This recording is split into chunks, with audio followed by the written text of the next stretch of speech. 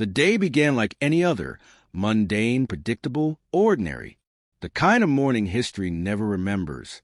But that illusion, that fragile rhythm of normal life, was already cracking beneath the weight of what was coming. Humanity had looked up at the stars for centuries, wondering if someone else looked back. That morning they did, and the universe answered, not with greeting but with genocide. Every major channel carried the same feed. Governments had agreed to a synchronized broadcast, an event billed as First Contact, a moment to mark humanity's arrival on the galactic stage. The world gathered before their screens. Classrooms, cafes, streets, entire families. Children were told they'd remember this day forever. They would, but not for the reasons anyone hoped. The signal arrived at 9:43 Universal Time Coordinated. A shimmer in the air, a distortion in the upper atmosphere. Then a structure appeared beyond orbit, metallic, vast, blotting out a fragment of the sun. The object drifted slowly, almost elegantly, until it stabilized above the equator. People clapped, some cried, many prayed. For a brief heartbeat, humanity believed it had met its future. Then the transmission began. The image was alien, not a being of flesh, but an amalgam of light and shifting forms, something that seemed to exist between dimensions. Its voice, when it spoke, echoed with mechanical perfection, translated into every human language simultaneously. Humanity, it said, your noise has filled the void too long. Your wars, your radiation, your signals have stained silence itself. The Phyrexian dominion finds you unworthy of existence. There was no pause, no demand, no negotiation. Only judgment. People thought it was part of the introduction, a performance to dramatize contact. Anchors smiled awkwardly. Some commentators laughed. But when the figure raised a clawed appendage and said, "Observe the cleansing," the light on the horizon changed color. A beam of white fire lanced downward over Tokyo. For 3 seconds, the city glowed brighter than the sun. Then there was nothing. No buildings, no movement, only glass where millions had lived. Screams echoed across global networks. Cameras turned skyward, capturing a second beam, this time striking Lagos. Within minutes, 7 cities were gone. New York, Paris, Mumbai, Sao Paulo, Cairo, Sydney. 7 million lives erased with surgical precision.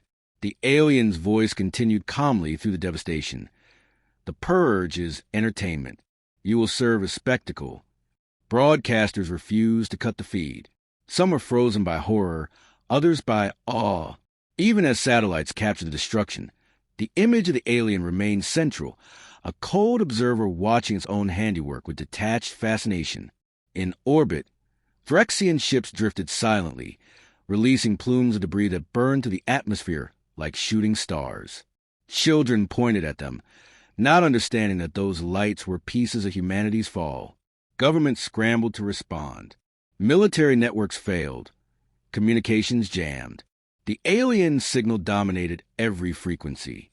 Attempts to fire defensive missiles ended in silence as control systems short-circuited under alien interference. Within an hour, humanity realized the truth. There was no war. There was only execution. The feed continued for 6 hours. During that time, the aliens broadcasted not only Earth's destruction, but their own commentary. Laughter in a guttural, inhuman tone filled the background. Other alien voices discussed human cities, as if they were racing statistics. Primitive architecture collapses faster than predicted. Thermal yield acceptable. They even placed wagers on how long survivors would scream before death. The universe, it seemed, was watching humanity's extinction like a sport. But something changed beneath that horror. Amid the chaos, the grief, the disbelief, humanity began to unify, not under governments or borders, but through shared pain. Screens once used for entertainment now became altars of mourning. People who had never spoken to each other cried together. Scientists who once competed began sending encrypted data across collapsing networks, trying to decode the alien signal. Soldiers refused orders that made no sense, and instead searched for ways to protect civilians. Religion, science, ideology, all blurred into one instinct: survive. As night fell, The alien ships withdrew beyond orbit. The Phyrexian commander gave his final message before vanishing into the void. You will rebuild. We will return. Entertainment demands sequels. Then the feed cut to static. In the silence that followed, Earth trembled not from explosions but from the collective cry of the living. Cities burned for days. Communication grids flickered on and off. In the ashes of collapsed nations, people walked through radioactive dust, searching for anyone who still breathed. Some whispered that God had abandoned them. Others whispered that humanity had been tested. But beneath every word was something deeper, rage. Dr. Rhea Kaur stood in what remained of Geneva, surrounded by servers scavenged from collapsed labs. Before the attack, she was a physicist studying deep space signal patterns. Now she was the unofficial voice of the survivors. Around her, fragments of humanity's best minds gathered. Engineers from China, programmers from Nigeria, doctors from Brazil, soldiers from what was left of NATO. There were no flags anymore, no rivalries. Only loss. Her voice cracked when she first spoke to the assembled crowd, broadcast through emergency channels that still functioned. They called it entertainment, she said. They thought we'd break. But humanity doesn't end in a broadcast. We begin here. The transmission spread faster than any official order. Within hours, it became the most replayed message on the planet. 3 words from its closing line became a rallying cry. We remember everything. While governments debated surrender, the people acted. Hackers intercepted alien data fragments left within atmospheric frequencies. Linguists studied the cadence of their words. Mathematicians analyzed the energy signatures of the beams. Somewhere between revenge and survival, a pattern emerged. Humanity began to understand its enemy. For the first time in history, humans didn't fight each other. Nations opened their vaults of classified technology, pooling secrets once guarded for power. Old enemies worked shoulder to shoulder, driven not by alliance but necessity. The blueprint of unity was written in blood. Meanwhile, deep in the void, the Phyrexians celebrated. In their orbiting fortress, laughter echoed through metallic halls. They replayed the human broadcast like a comedy show. The commander, tall insectoid, eyes like molten glass, addressed the subordinates with pride. Observe how quickly they burn, he hissed. Emotion without strategy, chaos without command. They are entertainment incarnate. Applause and frequencies too high for human ears rattled through the chamber. But one voice among them was less certain. A younger officer analyzed human responses. Their signal patterns changed, he said cautiously. They're coordinating through quantum channels we cannot decrypt. The commander dismissed them with a sneer. Let them coordinate. They will die faster together. The laughter resumed, but the younger Phyrexian watched the silent planet below, uneasy. Something in the human data felt different. Something adaptive, alive. Months had turned into a single long night on Earth. The smoke had cleared, but the silence it left behind was louder than the explosions that made it. Cities lay skeletal, oceans darker, skies dim with ash. Yet beneath the crust of that wounded planet, something was stirring. Humanity no longer moved with fear. It moved with purpose. The Phyrexians thought they had broken a species. What they had done, instead, was forge one. The laboratories that survived became sanctuaries of obsession. Generators hummed like heartbeats in the dark. Every scrap of alien data, recovered from the intercepted signal, was poured into analysis. Quantum engineers worked beside biologists, linguists beside soldiers. They were not building weapons yet. They were building understanding. Dr. Kaur had said it best. You can't destroy what you don't comprehend. So they learned the Phyrexians from inside out, their language, their logic, even the rhythm of their cruelty. They discovered that the aliens were not gods, only predators with technology advanced, but not infinite. Their power relied on predictability, automation, arrogance. And arrogance could be hacked. Humanity's new war was fought in silence. No banners, no parades. Code was their bullet, math their armor, patience their artillery. A teenager from Mumbai found a pattern hidden in the alien encryption. A physicist in Berlin realized the energy frequency that powered their beams could be reversed to neutralize them. Every discovery echoed across the encrypted global grid. they now called the Veil. The old internet was dead. This was something purer, ungoverned, alive. Above ground, what remained of armies merged under a single doctrine, the directive. There was no president, no prime minister, no general. There were only coordinators, voices that relayed the will of humanity as one. The emblem was simple, a broken circle enclosing a single upward line. It meant we were incomplete, but rising. Factories that once made luxury cars now molded alloy plates for orbit-capable drones. The first prototypes flew, without ceremony, over the ruins of France. They were rough, clumsy, beautiful. They carried no weapons yet, only sensors to map radiation and atmosphere. But to those watching from the ground, they looked like resurrection itself. Beneath the ruins of Tokyo, engineers discovered fragments of alien metal, still humming with power. Its atomic lattice resisted every instrument known to man, until a student named Lien proposed something mad: grow the metal instead of forging it. Using bio-nanite cultures derived from algae, they coaxed the fragment into replication. It worked. Humanity had just created the seed of a new alloy, stronger than steel, lighter than air, alive enough to heal itself. They named it Threxium, not as tribute but as conquest.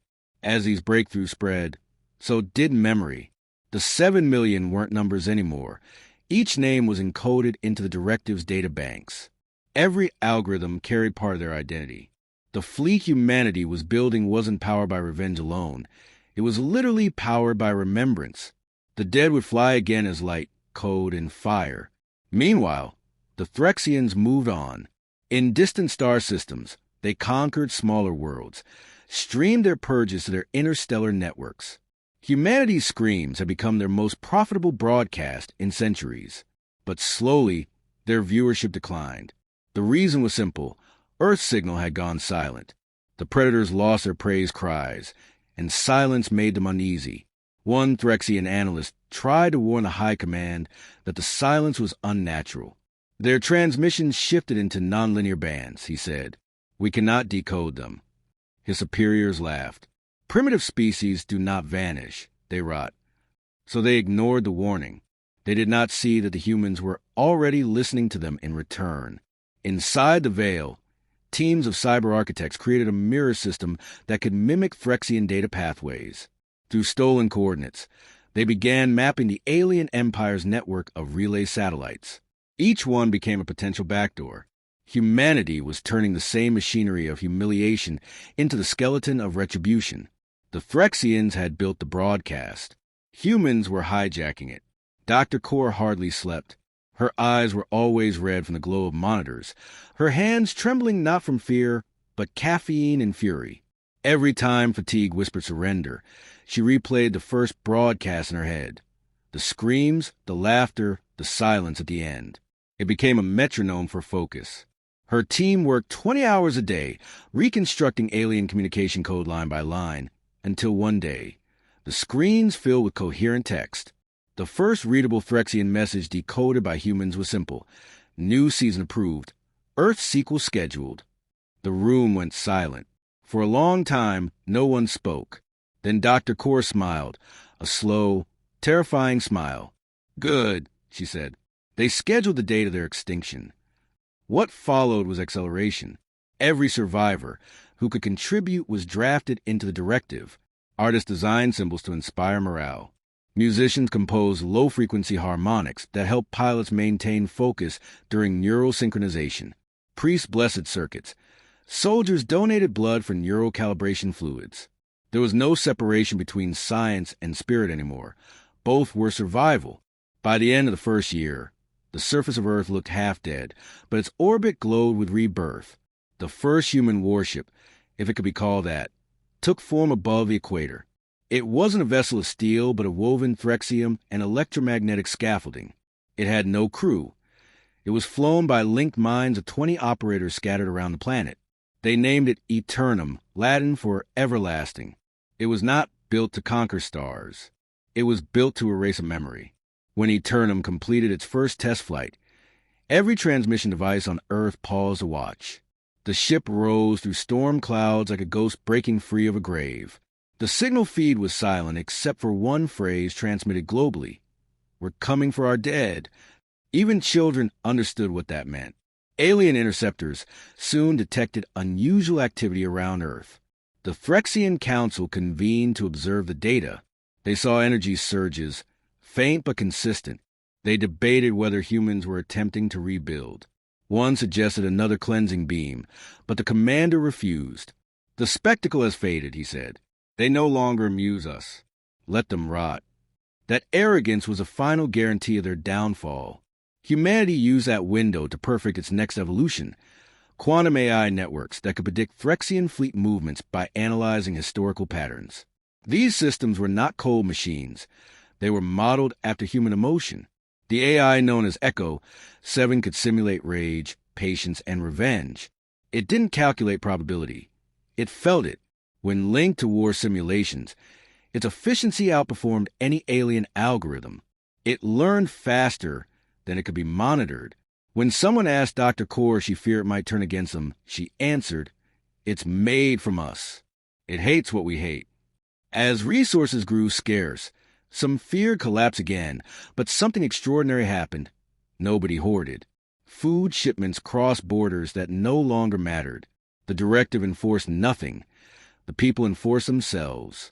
Humanity had achieved what philosophers once called utopia, not by love, but by necessity.